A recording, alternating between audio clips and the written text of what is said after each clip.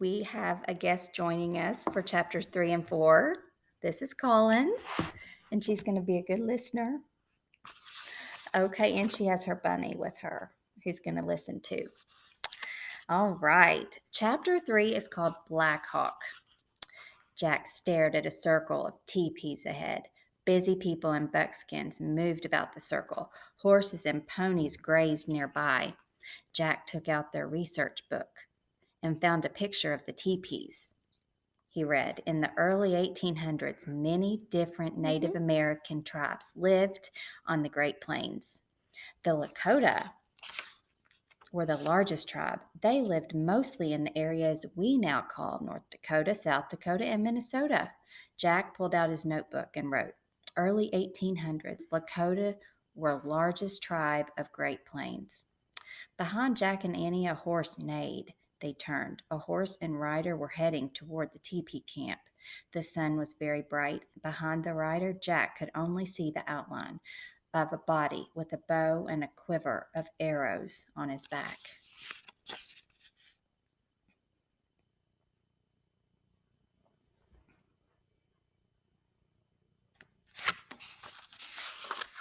Jack quickly flipped through the book. He found a picture of a man on horseback carrying a bow and arrows. Below it, the picture said Lakota warrior. Jack read, everything changed for the Native Americans of the Great Plains after white settlers arrived in the mid 1800s. Fighting broke out between Lakota warriors and white soldiers. By the end of the 1800s, the Lakota were defeated. They lost both their land and their old way of life. Jack looked back at the rider. The warrior was coming closer. Get down, he whispered. Why? Said Annie. This might be a time when the Indians are fighting with the settlers, said Jack. The grass rustled as the warriors passed by them. His horse neighed again. Arf, arf! Shh, whispered Jack. But it was too late. The warrior had heard Teddy's barking. He galloped toward them, grabbing his bow. Wait, shouted Jack. He jumped up from the grass. We come in peace. The rider halted. Now Jack saw that he was only a boy on a pony. He couldn't have been more than 10 or 11. Hey, you're just a kid, Annie said, smiling. The boy didn't smile back, but he did lower his bow while he stared at Annie.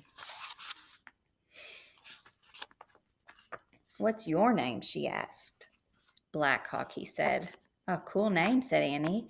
We're Jack and Annie. We're visiting. We live in Frog Creek, Pennsylvania. Black Hawk nodded. Then he turned his pony around and started toward the Lakota camp. Hey, can we come with you? Called Annie. Black Hawk looked back. Yes, he said. Meet my people. You mean your parents? Asked Annie. No, they died long ago, said Black Hawk.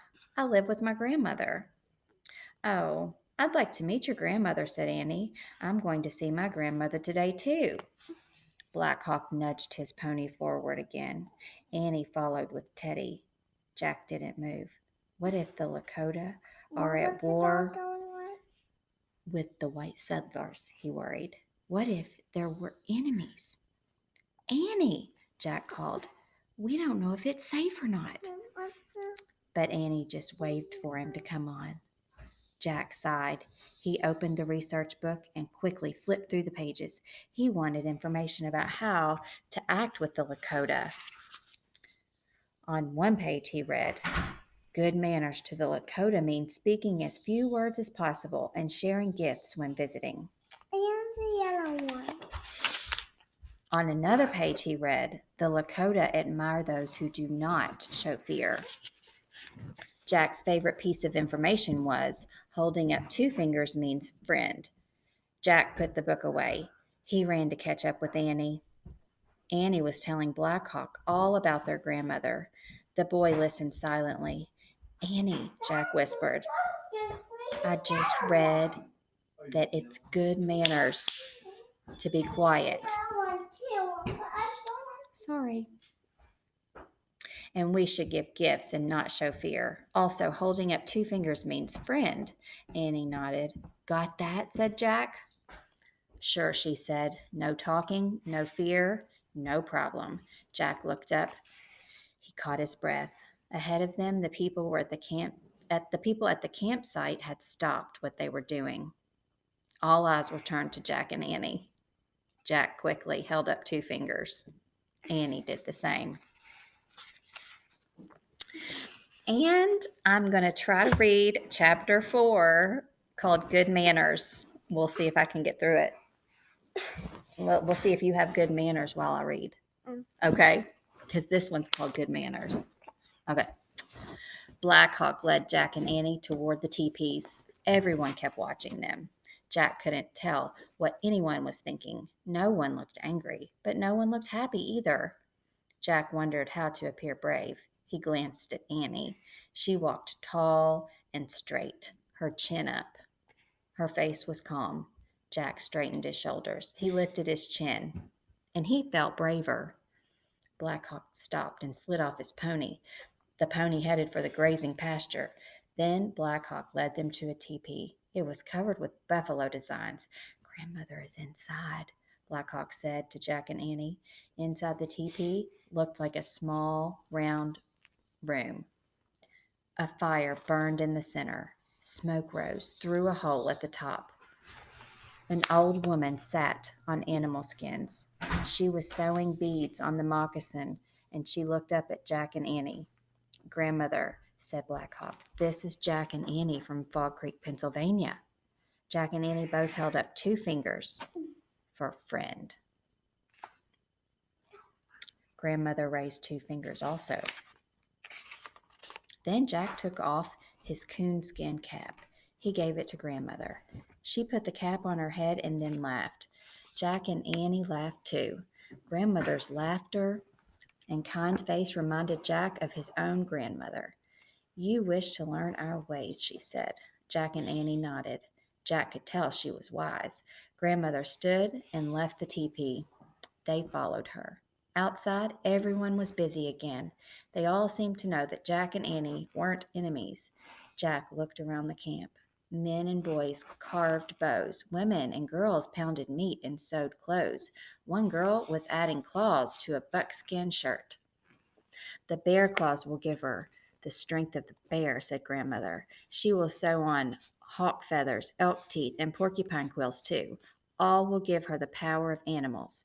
Jack pulled out his notebook and wrote, sew bear claws to shirt. I have strong animal power when I go on a buffalo hunt, Black Hawk said proudly. What do you mean? Asked Jack. I'll show you, said Black Hawk. Wait. Black Hawk went back inside the teepee. Annie turned to Grandmother. Why does he hunt the buffalo? She asked. The buffalo gives our people many gifts, said the old woman. Food from his body, teepees from his skin, tools from his bones. Jack started making a list. Cups from his horns, Grandmother went on. Ropes from his hair, even winter sleds from his ribs. Jack finished his list. Buffalo. Skin means teepee. Bones for tools. Horns for cups. Hair for ropes. And ribs for sleds. That reminds me of the seal hunter in the Arctic, said Annie. He used all the gifts from the seal's body, and he didn't waste a thing. Just then, Teddy began growling and barking. Jack and Annie turned around. They both gasped. Coming out of Grandmother's teepee was a huge wolf.